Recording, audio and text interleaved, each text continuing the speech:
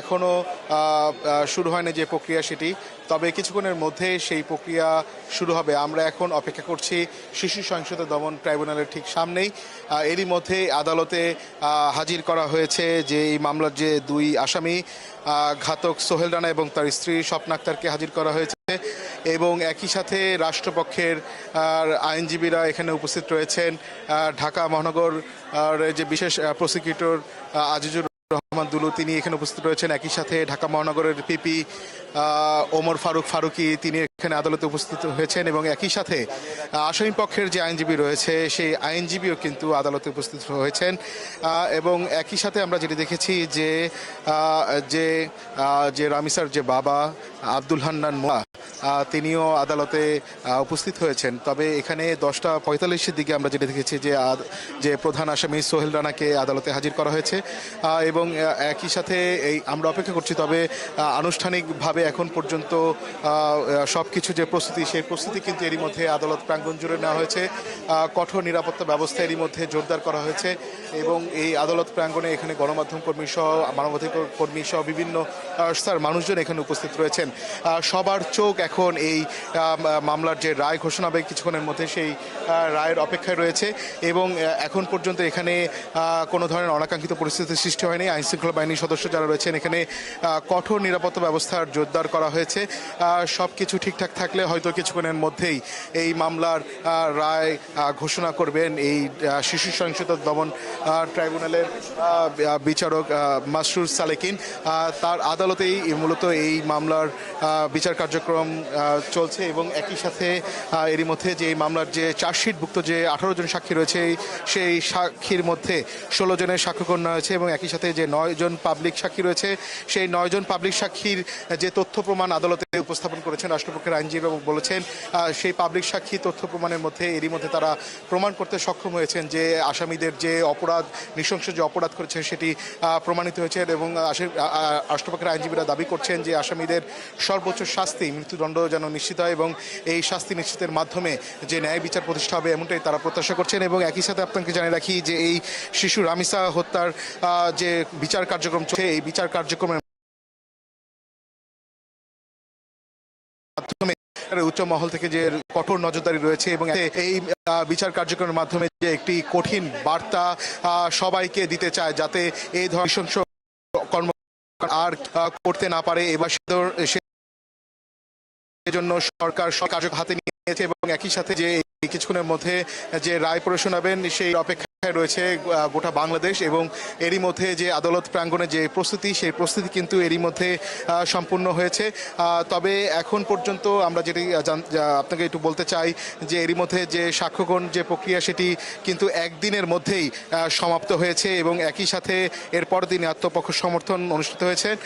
পরবর্তীতে যুক্তিতর্ক উপস্থানে উভয় পক্ষ তাদের বক্তব্য তুলে ধরেছেন আইনজীবীরা, এবং একই সাথে আমরা যেটা দেখেছি যে আদালতে এরই মধ্যে আসামি যে প্রথমে তাকে নির্দোষ দাবি করলো, পরবর্তীতে প্রমাণ যেগুলো আদালতে উপস্থাপন করা হয়েছে, এবং একই সাথে ফরেন্সিক রিপোর্ট ডিএনএ রিপোর্ট সব বিভিন্ন যে আলামত সেই আলামতগুলো যে যখন আদালতে উপস্থাপন করা হয়েছে তখন ঘাতক সোহেল রানা তার অপরাধ স্বীকার করেছেন এবং আদালতের কাছে ক্ষমা প্রার্থনা করেছেন। এবং যে আসামি পক্ষে যে আইনজীবী রয়েছেন তিনিও আমাদেরকে বলেছেন যে এই আসামি তাদের অপরাধ স্বীকার করেছেন। তবে এই ঘটনা যখন যে ঘটেছে যে নৃশংসভাবে যে শিশু রামিসাকে ধর্ষণ করে এর পরবর্তী তাকে যে হত্যা করা হয়, এবং একই সাথে তার শরীরে যাতে কোনো ধরনের আলামত না পাওয়া যায় রামিসার শরীরে, সেই জন্য ঘাতক সোহেল কিন্তু আমরা যেটি আদালতে যেমন সাক্ষীরা বলেছেন যে তার শরীরে যে ক্ষতবিক্ষত করা হয়েছে, এবং একই সাথে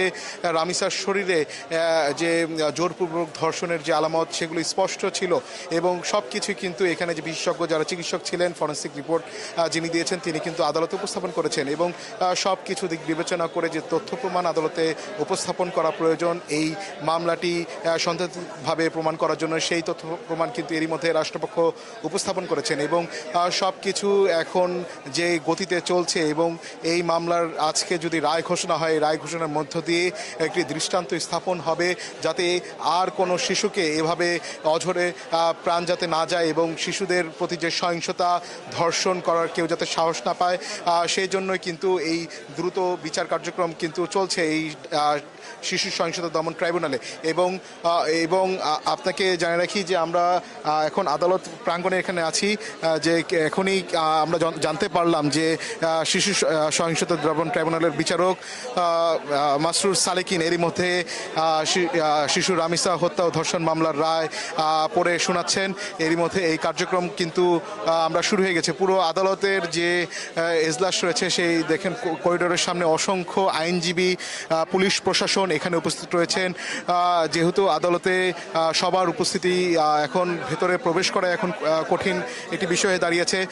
এখন গণমাধ্যম কর্মী সহ এখানে মানবাধিকার কর্মী যারা রয়েছেন তারাও এখানে আদালতের সামনে মূল আদালতের ফটকের সামনে এখানে অবস্থান করছেন। ভেতরে প্রবেশ করার মতন কোনো অবস্থা নেই, পুরো বিটম্বর অবস্থার মধ্যে রয়েছে। এখানে প্রচণ্ড গরমের মধ্যে সবাই এখন অপেক্ষায় রয়েছেন এই রামিসা হত্যা ও ধর্ষণ মামলার রায় শোনার জন্য। এবং এরই মধ্যে এই বিচার রায় পড়ে শোনাচ্ছেন, আমরা যতটুকু দেখতে পাচ্ছি যে এই রায় পড়ে শোনাচ্ছেন শিশু সহিংসতা দমন ট্রাইব্যুনালের বিচারক মাসরুর সালেকিন।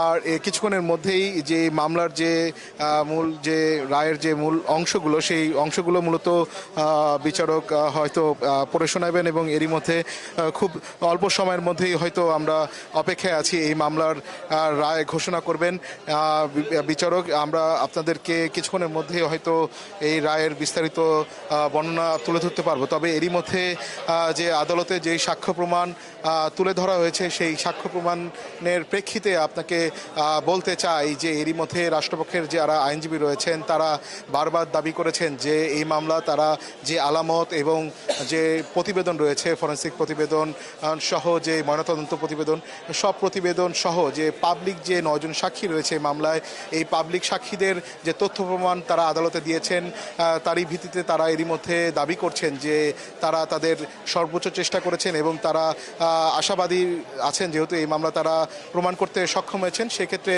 তারা এই মামলায় যে ঘাতক যে সোহেল রানা এবং অপর যে আসামি রয়েছে স্বপ্না আক্তার, তাদের সর্বোচ্চ শাস্তি তারা প্রত্যাশা করছেন। আর কিছুক্ষণের মধ্যেই এই যে নৃশংসভাবে যে শিশু রামিসাকে হত্যা করা হয়েছে সেই হত্যার মামলার রায় ঘোষণা যে করা হচ্ছে, বিচারক করছেন, সেটার চূড়ান্ত তথ্য আপনাদেরকে কিছুক্ষণের মধ্যে হয়তো জানাতে পারবো। এই ছিল আমার কাছে আদালত প্রাঙ্গণ